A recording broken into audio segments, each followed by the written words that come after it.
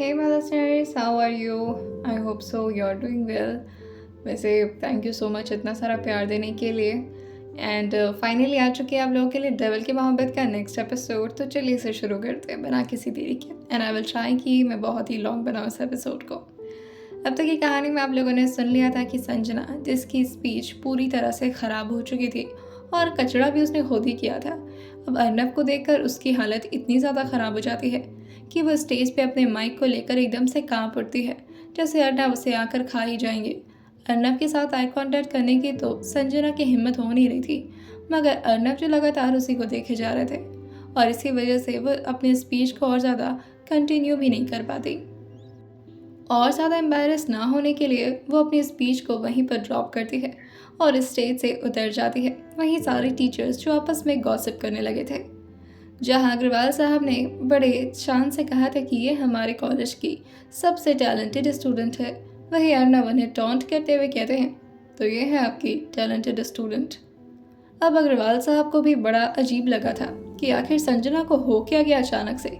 अभी तक जितने भी स्पीच संजना ने दिए थे वो हमेशा फ्लुएंट होते थे और वो इतने बड़े बड़े चीफ गेस्ट के सामने नहीं घबराया करती थी। न जाने आज संजना को क्या हुआ था, लेकिन ये तो संजना का दिल ही जानता था कि उसे क्या हुआ है।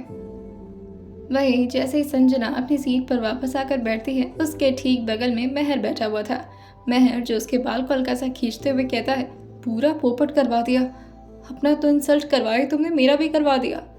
वहीं संजना जो उसके पेट पर जोर से एक पंच मारते हुए कहती है अच्छा, तुम्हारी वजह से हुआ सब कुछ, अगर तुम रात में मुझे कॉल नहीं करते तो मुझे स्पीच देना ही नहीं पड़ता।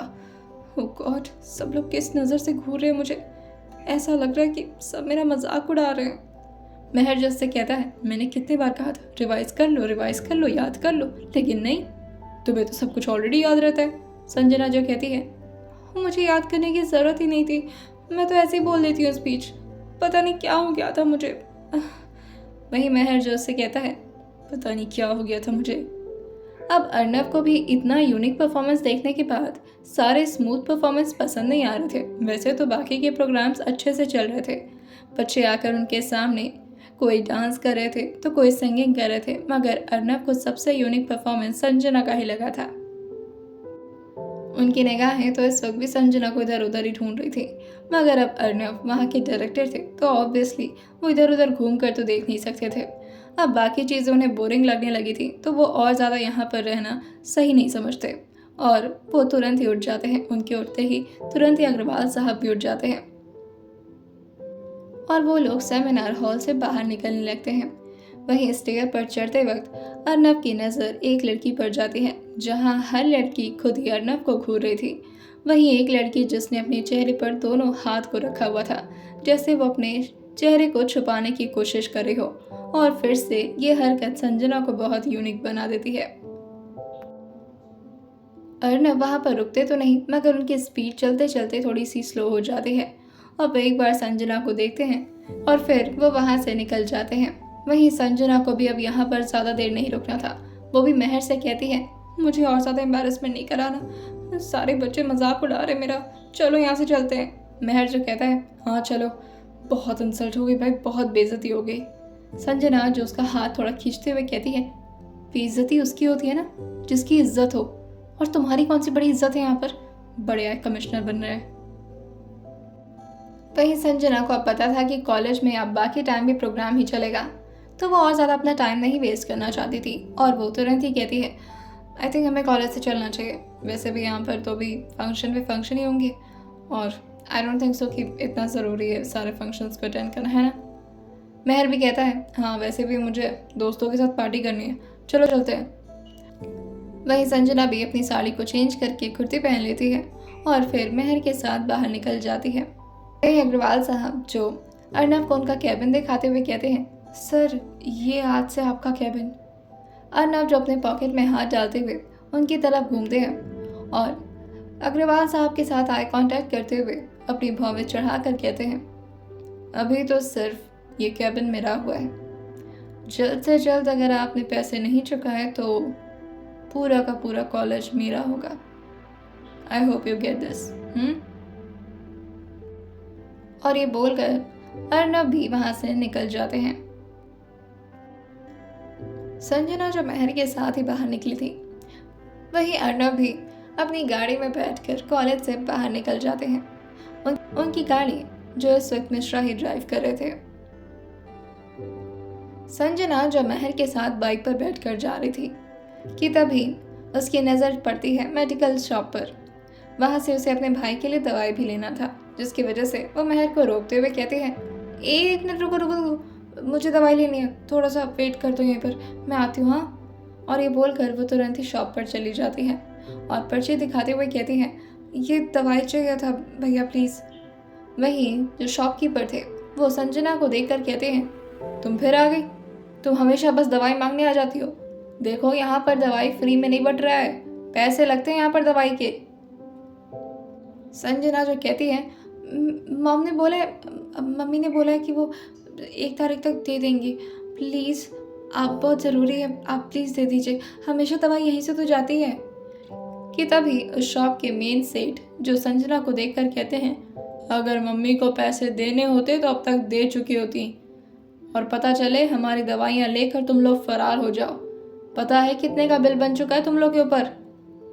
7,000 का बिल बन चुका है, और अभी तक उसमें से 1 फूटी कौड़ी नहीं दी तुम लोगों ने। संजना जो कहती है, पिछले महीने का तो हिसाब क्लियर है ना, इस महीने अभी सैलरी आई नहीं है, आ जाएगी तो दे देंगे। उस शॉपकीपर का सेठ और बाकी शॉपकीपर्स जो हंसते हुए कहते हैं, बात तो ऐसे कर रही है जैसे मम्मी जॉब करती हो। अरे काम करने वाली है तुम्हारी मम्मी, जानता हूँ कितनी सैलरी मिलती होगी। अगर हमारा ही सारा कर्जा पूरा कर दोगे तो घर में खाओगी क्या? वही अर्नव की कार जो रफ्तार से सड़क पर दौड़े जा रही थी कि तभी अर्नव की नज़र शॉप पर खड़ी संजना पर जाती है। अर्नव जो मिश्रा को कार थोड़ा स्लो डाउन करने के लिए कहते हैं और फिर कंफर्मेशन के लिए देखते हैं कि क्या वो संजना ही है, तो उन्हें नज़र आता है कि हाँ, ये तो वही लड़की है जो कॉलेज में बहुत ही स्टुपिडिटी कर रही थी।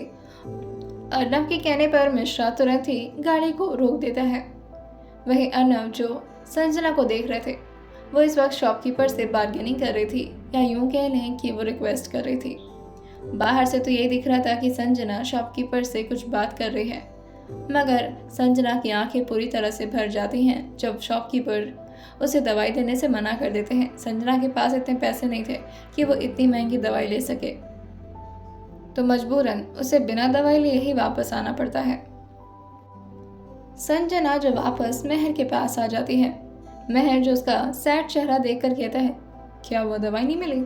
संजना जो बहुत ही ज़्यादा सेल्फ रिस्पेक्टिव लड़की थी, वो बोल देती है, दवाई ही ख़त्म हो गई यहाँ पर, कोई बात नहीं, हम कहीं और से ले लेंगे। चलो ठीक है, तुम जाओ, मैं ले लूँगी कहीं और से। महर जो संजना की बात सुनकर कहता है, वो आगे भी तो शॉप है, वहाँ पर पूछ लो ना। संजना जो कहती है, तुम्हें पार्टी करने जाना था ना, तुम जाओ, मैं चली जाऊंगी और मैं देख भी लेती हूँ शॉप पर। हाँ, वैसे भी पता नहीं कहाँ कहाँ ढूंढना पड़ेगा दवाई, तुम्हें लेट हो जाएगा, तुम जाओ। महर जो कहता है, अरे अरे नहीं, इतना भी लेट नहीं हो रहा है, तुम जाओ पूछ लो। और ये बोलकर अपने वॉच में टाइम देखता है तो कहता है, अभी तो बहुत टाइम है, तुम जाओ पूछ लो, मैं वेट कर लेता हूँ। संजना जो कहती है, नहीं मैंने कहा ना, तुम जाओ, मैं जाकर के अभी पूछती हूँ बाकी शॉप पर ये दवाई है कि नहीं, तुम जाओ। संजना के बार बार फोर्स करने पर महर जो कहता है, ठीक है एज यू विश, चला जाओ तुम्हें, लेकिन आराम से पहुंच जाना हाँ, और कॉल कर देना मुझे। संजना जो महर के सर पर मारते हुए कहती है, ये क्या मतलब हुआ, घर पहुंच करके कॉल कर देना, दोस्त हो तुम मेरे? महर जो उसको एक आई विंक करते हुए कहता है, वैसे हो तो तुम दोस्त थी, लेकिन फिक्र रहती हो तुम्हारी। संजना जो थोड़ा नाराज होते हुए कहती है, मारूंगी ना भी एक चपेड़, दिमाग ठीक हो जाएगा तुम्हारा, जाओ यहाँ से। संजना को बिल्कुल नहीं पसंद था कि उसके साथ कोई फ्लर्ट करे, और ऊपर से महर कभी कभी मजाक कर दिया करता था, और ये बात संजना भी अच्छे से समझती थी। संजना जो अपने हाथों से खुद को कवर करते हुए आगे बढ़ती जा रही थी, उसके कदम जो बहुत ही धीरे चल रहे थे और ऐसा लग रहा था वो किसी गहरी सोच में डूबी हुई है। संजना के दिमाग में बस यही चल रहा था कि आखिर वो अपने भाई को क्या दवा खिलाएगी, और डॉक्टर ने कहा था कि अगर दवा में थोड़ी भी लापरवाही हुई तो बच्चे की तबीयत और ज़्यादा बिगड़ सकती है। संजना का दिमाग अब काम ही नहीं कर रहा था कि आखिर वो करे तो करे क्या। वो इन्हीं सब सोच के साथ आगे बढ़ ही रही थी कि तभी उसके कानों में एक आवाज़ पड़ती है, क्या हुआ, आर यू ओके? जैसे ही संजना ये आवाज़ सुनती है वो एकदम से पीछे मुड़कर देखती है तो वो देखती है कि 5 गाड़ियाँ जो उसी के स्पीड को मैच करते हुए चल रही हैं। उसमें से पहली गाड़ी जो अर्नब की थी और पीछे अर्नब की बॉडीगार्ड्स की गाड़ी चलती आ रही थी। संजना जैसे ही अर्नब की तरफ देखती है, वो अपनी आंखें इधर उधर करते हुए कहती है, हाँ या आई एम फाइन, और ये बोलकर वो फिर से आगे बढ़ने लगती है। मगर अर्नब को समझ आ चुका था कि कोई तो प्रॉब्लम है इसके साथ। पहले संजना जो अपनी नज़रें चुराते हुए कहती है, हाँ या आई एम फाइन, और ये बोलकर वो फिर से घूमकर आगे बढ़ने लगती है और इस बार अपने कदम की रफ्तार थोड़ी तेज़ कर लेती है। वैसे कदम की रफ्तार तेज़ करने का कोई मतलब था नहीं, आखिर अर्नब तो कार से थे, कितना भी तेज़ कदम बढ़ा लेती मगर अर्नब की स्पीड को तो मैच नहीं कर पाती। अर्नब जो मिश्रा को गाड़ी रोकने के लिए कहते हैं तो पीछे की भी गाड़ियाँ रुक जाती हैं। जैसे ही अर्नब की गाड़ी का दरवाज़ा खुलता है, पीछे से भी दरवाज़ा खुलने लगता है, मगर मिश्रा जो तुरंत ही ब्लूटूथ को ऑन करता है और सारे लोग को ऑर्डर देते हुए कहता है, कोई बाहर नहीं निकलेगा। अर्नब जो संजना के सामने आते हुए कहते हैं, तुम ठीक नहीं हो, आई थिंक तुम्हें मेरे साथ चलना चाहिए, आई ड्रॉप यू। संजना जो कहती है, नहीं कोई ज़रूरत नहीं उसकी, मैं चली जाऊंगी सर। अर्नब जो उसे पीछे मुड़कर देखते हैं और अपनी आंखों से ही उसे ऑर्डर देते हुए कहते हैं, आई सेड चलो मतलब चलो।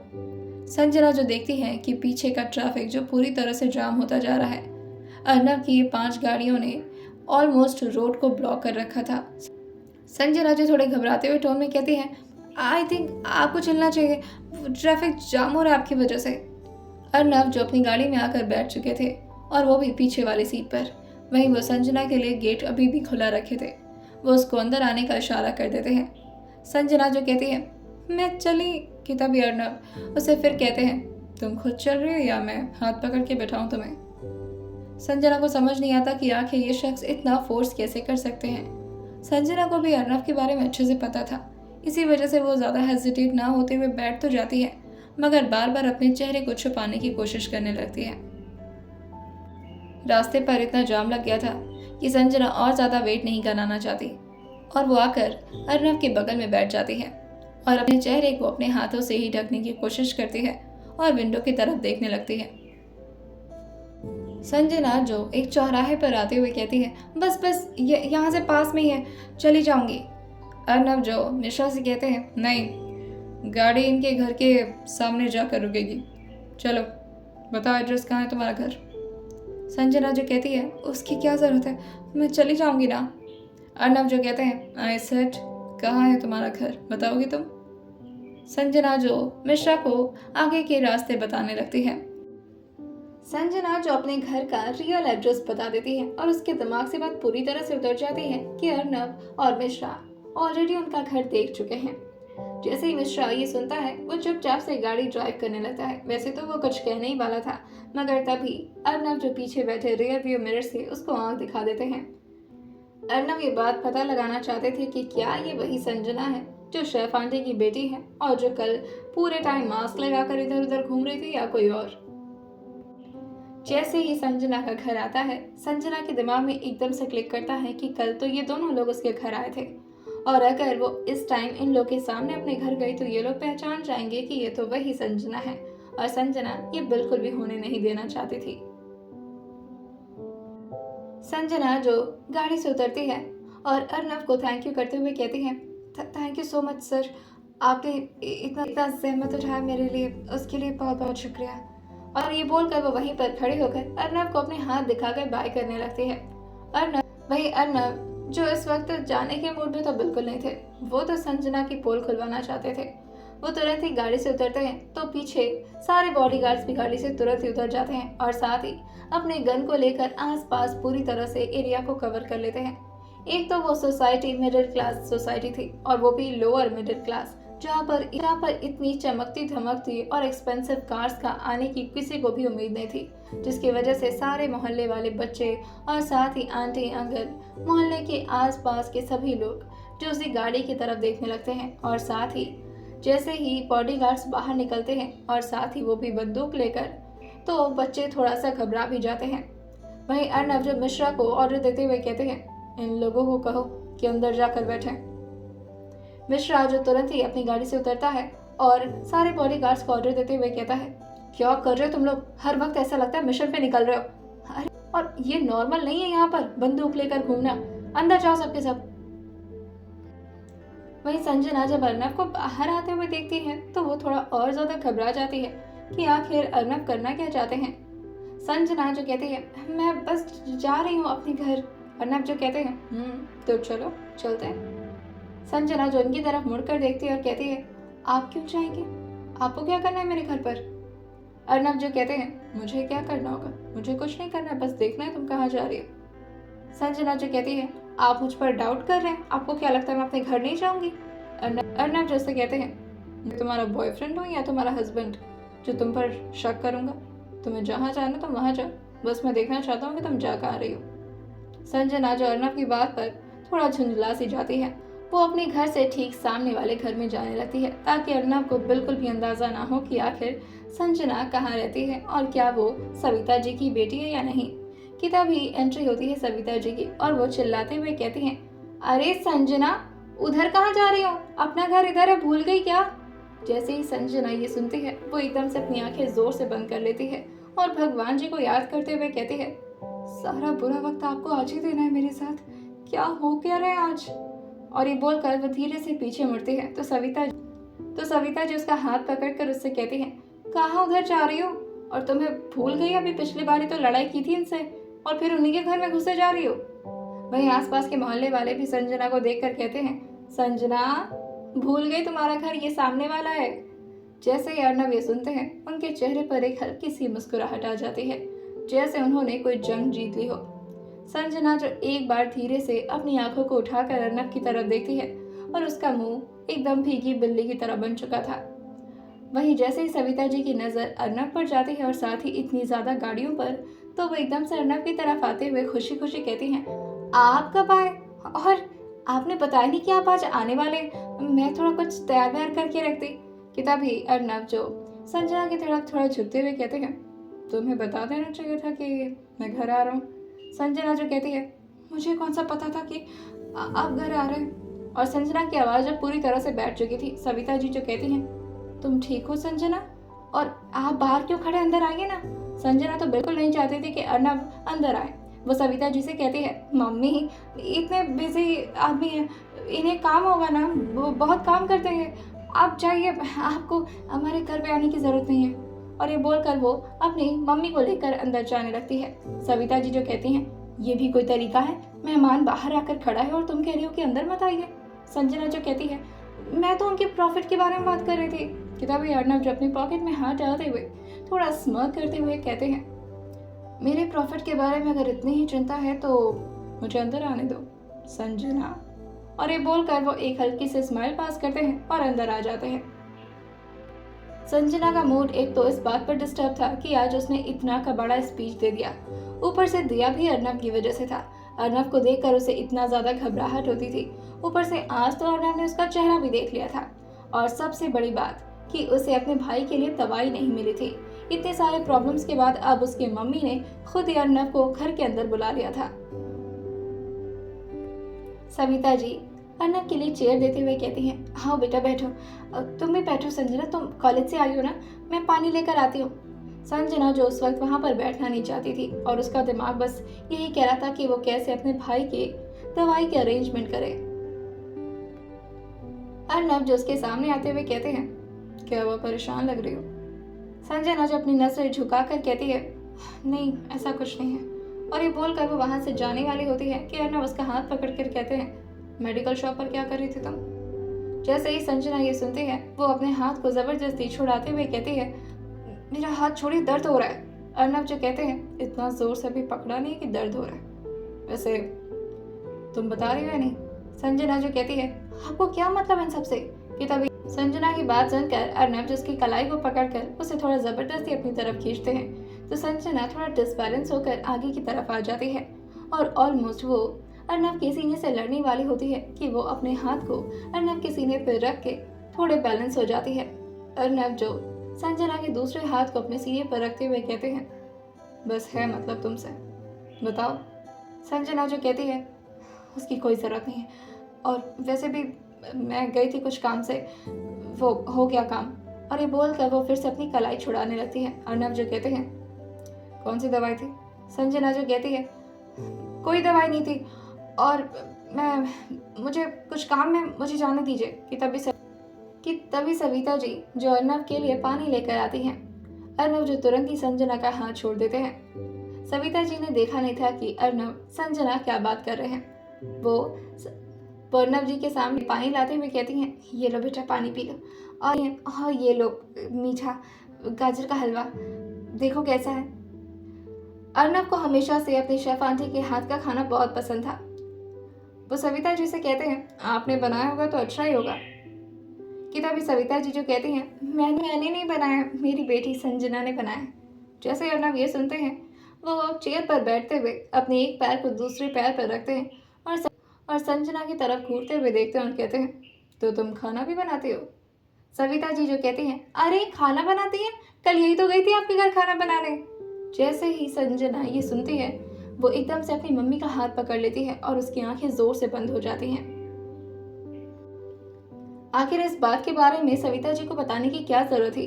बार बार संजना उन्हीं को घूर कर देखे जा रही थी। वहीं जैसे ही अर्नब ये सुनते हैं, वो हलवा टेस्ट करते हुए कहते हैं, टेस्टी है, तो अच्छा खाना बना लेती हो बाय द वे। वैसे कल कब आई थी तू?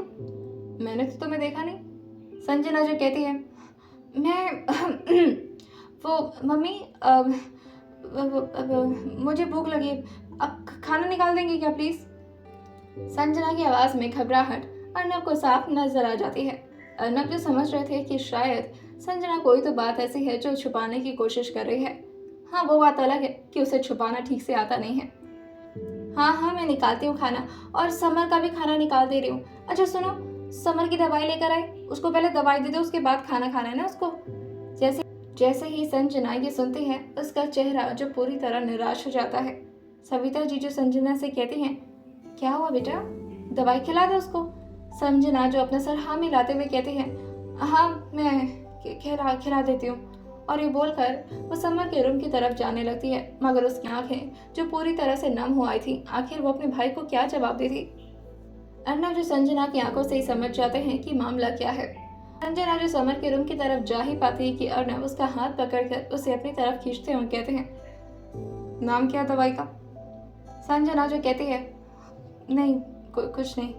अर्नब जो कहते हैं, मैंने पूछा, नेम स्लिप दो जिस पे दवाई लिखा है डॉक्टर ने। संजना जो कहती है, आप मेरी फैमिली के बीच में दखल अंदाजी मत दीजिए, समझे आप? और ये बोलकर वो अपने भाई के रूम की तरफ जाने लगती है कि तभी अर्नब उसके सामने आते हुए कहते हैं, अच्छा तो मैं तुम्हारी फैमिली के बीच में इंटरफेयर कर रहा हूँ? हाँ। संजना जो थोड़ा पीछे होते हुए कहती है, आपको चैरिटी मैन बनने की जरूरत नहीं है, जो करना होगा मैं खुद कर लूंगी, नो थैंक्स। और ये बोलकर वो जैसे ही जाती कि अर्नब उसके कमर को अपने हाथ में कसते हुए कहते हैं, तो तुम ऐसे नहीं मानोगी, नहीं दे रही तो मुझे नेम स्लिप। संजना जो कहती है, नहीं। वहीं अर्नब जो संजना की तरफ थोड़ा झुकते हुए कहते हैं, अपने आप से दोगी या मैं खुद निकालूं? संजना जो कहती है, क्या मतलब? और ये बोलकर वो अपनी आंखें बड़ी बड़ी करने लगती है। वहीं अर्नब जो संजना के पॉकेट में हाथ डालते हुए बहुत ही सॉफ्टली उस पर्ची को निकालते हुए कहते हैं, यही चाहती थी ना? वैसे अगर क्लोज ही लाना था तो ऐसे ही बता देती, ये बहाना ढूंढने की क्या जरूरत है? और ये बोलकर वो संजना की बिना कोई बात सुने मिश्रा को ऑर्डर देते हुए कहते हैं, ये दवाई लेकर आओ जल्दी। मिश्रा जो तुरंत ही अपना सर हाँ मिलाता है और तुरंत दवाई को लेने के लिए निकल जाता है। वहीं संजना जो अभी भी अर्नब को अजीब नजरों से देख रही थी। अर्नब जो संजना के गाल को हल्का सा पिंच करते हुए कहते हैं, आंखें ऑलरेडी बड़ी हैं, अब इतनी बड़ी करोगे तो डर जाऊंगा मैं। संजना जो बहुत ही सेल्फ रिस्पेक्टिव लड़की थी और उसे बिल्कुल भी मंजूर नहीं था कि उसे अपने भाई के दवाइयों के लिए किसी और से पैसे लेने पड़े। उसने तो कभी भी अपने बेस्ट फ्रेंड मेहर से भी इस बारे में जिक्र तक नहीं किया था। और अर्नब जो ऑलमोस्ट संजना के लिए स्ट्रेंजर थे, मगर फिर भी उन्होंने संजना की मदद की। और इस बात से संजना जो बहुत ही ज्यादा शर्मिंदा हो जाती है और वो तुरंत ही अपने रूम की तरफ भाग जाती है। सविता जी जो संजना को आवाज लगाते हुए कहती हैं, संजना कहाँ जा रही हो बेटा, खाना तो खा लो। मगर संजना तो सीढ़ियों से ऐसे ऊपर चली जा रही थी जैसे उसे सविता जी की आवाज ही ना सुनाई दे रही हो। उसकी आंखें आंसुओं से पूरी तरह भर चुकी थी। वो अपने रूम में आते हुए खुद को शीशे में देखते हुए कहती है, क्या इतनी लाचार हो गई हूँ मैं, इतनी बेचारी हो गई हूँ कि अपने भाई का इलाज के लिए किसी और से मदद लेने की जरूरत पड़ रही है मुझे। अपने भाई के लिए दवाइयों की भी अरेंजमेंट नहीं कर पा रही हूँ और मुझे तो अपने भाई के लिए ऑपरेशन करवाना है, उसकी जिंदगी बचानी है मुझे। हर दिन उसकी तबीयत बिगड़ती जा रही है और मैं कुछ नहीं कर पा रही। कहीं ऐसा ना हो कि मेरी वजह से मेरा भाई। और ये बोलकर वो एकदम से रोने लगती है। संजना की काली गहरी आंखें जो पूरी तरह से नम हो आई थी और उसके आंसू लगातार जमीन को छू रहे थे। वो इस वक्त इतना बेबस महसूस कर रही थी और वो ऊपर की तरफ देखते हुए कहती है, आपको भी मुझे देखकर मुझ पर गुस्सा आ रहा होगा ना डैड? आपको भी लग रहा होगा ना कि कैसी बेटी है मेरी कि अपने भाई तक की जिम्मेदारी नहीं उठा पा रही, सब कुछ मम्मी कर रही है अकेले। अब मैं और ऐसे नहीं रह सकती, मुझे पैसों का इंतजाम करना होगा। मेरे भाई को अगर कोई तकलीफ हो गई तो नहीं। वो अपने सर को नाम हिलाते हुए कहती है, मेरी वजह से मैं अपने भाई को कुछ नहीं होने दे सकती। मुझे कहीं ना कहीं से पैसों की अरेंजमेंट करनी होगी और इस सच्चाई को मानना होगा कि मैं जॉब करके अपने भाई का तो इलाज नहीं करवा सकती। मुझे ज़्यादा पैसा चाहिए होगा, 25 लाख रुपए इकट्ठा करना है मुझे। किसी भी हालत में अगर ये नहीं हो पाया तो मेरा भाई नहीं, ये नहीं हो सकता। और ये बोलकर वो एकदम से जमीन पर बैठ जाती है और रोने लगती है। थोड़ी देर में ही मिश्रा जो दवाई लेकर आ चुका था, वो दवाई सविता जी को थमाते हुए कहता है, ये लीजिए आंटी आपकी दवाई। सविता जी जो उन दवाइयों के थैले को देखकर थोड़ा चौंकते हुए पूछती हैं, मेरी दवाई? मेरी कौन सी दवाई? मिश्रा जो कहता है, आपके लिए है ना, ये कोलेस्ट्रॉल वगैरह की दवाई है, दिल के पेशेंट के लिए। शॉप पर तो यही बता रहे थे। सविता जी जैसे ये सुनती हैं, वो तुरंत ही मिश्रा के हाथ से वो पर्ची लेते हुए कहती हैं, ये दवाई आपको किसने क्या दिया लाने के लिए? सविता जी जो ये बात थोड़ा घबराते हुए बोली थी। अर्नव जो सविता जी को बहुत ही गहराई से नोटिस करते हुए कहते हैं, क्या आप ठीक तो हैं? सविता जी जो कहती हैं, हाँ मैं ठीक हूँ। अर्नव जो खड़े होकर कहते हैं, ये आपकी दवाइयाँ नहीं हैं? सविता जी जो कहती हैं, नहीं वो कुछ बोल नहीं पाती। तो अर्नव जो कहते हैं, कोई बात नहीं, इट्स ओके, आप इसे रख लीजिए और जिसकी भी है आप उसे खिला दीजिएगा। अर्नव समझ गए थे कि मामला यहाँ पर कुछ और ही है और जैसा वो समझ रहे थे वैसा बिल्कुल नहीं। उन्हें तो लगा था कि सविता जी की तबीयत खराब है और इसलिए ये दवाई मंगवाई जा रही है कि तभी अर्नव के दिमाग में आता है जब सविता जी ने संजना से बोला, जाओ बेटा समर को दवाई खिला दो, उसको खाना खिलाना है मुझे। अब जाके अर्नव को बात समझ आई थी कि एक्चुअल में मामला क्या है और ये दवाई किसके लिए है, मगर फिर भी वो कुछ कहना नहीं चाहते और वहां से चले जाते हैं। सविता जी भी ऊपर आकर संजना का दरवाजा खोलती हैं और कहती हैं, बेटा। संजना जो अभी भी फर्श पर बैठे हुए रोए जा रही थी और उसने अपने पैरों को अपने हाथों से पूरी तरह कवर किया हुआ था और अपने सर को अपने घुटनों से टिका कर रोए जा रही थी। इस तरह संजना को सिमटा हुआ देखकर सविता जी जो उसे पकड़कर कहती हैं, सब ठीक हो जाएगा मेरी बच्ची, सब ठीक हो जाएगा। संजना जो कहती है, नहीं आप मुझे झूठी दिलासा मत दीजिए, कुछ ठीक नहीं होगा ऐसे। आपको पता है मैं ये दवाई भी नहीं लेकर आ पाई अपने भाई के लिए। सविता जी जो कहती हैं, कोई बात नहीं, भगवान पर भरोसा है ना तुम्हें, वो सब ठीक कर देंगे। संजना जो एकदम से खड़े होते हुए कहती है, भगवान होते हैं? अगर होते तो मेरे पापा को उन्होंने क्यों मार दिया, क्यों? सविता जी जो कहती हैं, वो तो एक एक्सीडेंट था बेटा, उसमें तो किसी की भी जान जा सकती थी। सविता जी की बात सुनकर संजना जो कहती है, पर मेरे साथ ही ऐसा क्यों हो रहा है?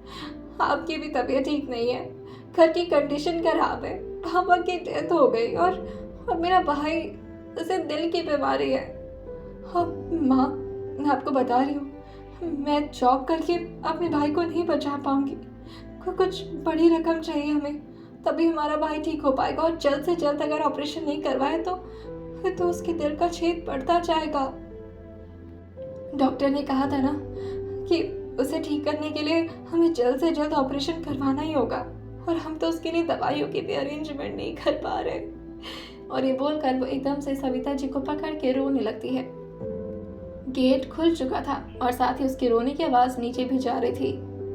समर जो धीरे धीरे करके सीढ़ियों से ऊपर आता है और अपनी माँ और अपनी बहनों को इस तरह रोता हुआ देखकर उसकी भी आंखें पूरी तरह से भर जाती हैं और वो भी अपनी माँ की गोद में आकर बैठते हुए कहता है, मेरी वजह से आप लोग रो रहे हैं ना। जैसे ही संजना और सविता जी उसकी आवाज़ सुनती हैं, वो तुरंत ही अपनी आंखों के आंसुओं को पोंछते हुए कहती हैं, नहीं नहीं नहीं नहीं नहीं मेरे भाई, तुम्हारी वजह से थोड़ी ना रो रही हूँ। मैं तो इसलिए रो रही थी कि तभी समर जो उसकी आंखों के आंसुओं को पोंछते हुए कहता है, झूठ बोलने भी नहीं आता आपको दीदी।